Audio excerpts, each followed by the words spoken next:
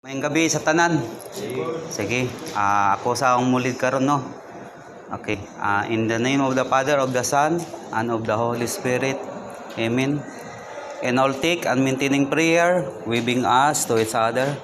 Lord God will work the heaven and the land. Pardon, we have mission word had been pretend. Thank you, the blessing you have given us. Thank you for your love and making care of us. Thank you as a healthy.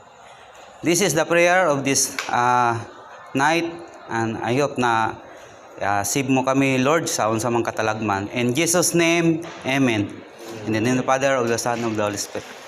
So, ani gyapon no, minimize ang gyapon nato ang atong palibot before and after ang atong palibot nga medyo hanay na bitaw atong panglihok-lihok nga walay sagabal, walay hazard. Kita mo gyapon dagang hazard dire, so ato yung ikuan no. Maintain nato ang atong kaugalingon no. Sa likod, sa tubangan, left and right. So lantaw-lanta kay daghan man ta diri.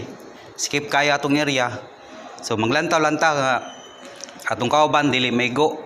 And then ang mga working at height, remind ya po na ko na ang inyong mga body harness, full body harness dili hangir sa kuan kay basin yang ma-damage. So doble gyapon pag-iingat ninyo kay kana pinakadelikado mong gyapon yung trabaho sa taas. And then ang sa ilalom ready yun yung dili magpailalom diya kay usahay dili na to makuan maiwasan mabangga or na mahulog sigurado sure bol ang ulo okay ra mubukol. Kay kuan man puthaw man wa man tay helmet. So allowed ram gyapon nga magtrabaho ta nga walay helmet kay paano man gyapon dili man asin na kuan kayo kay namata sa sulod sa usa ka unit.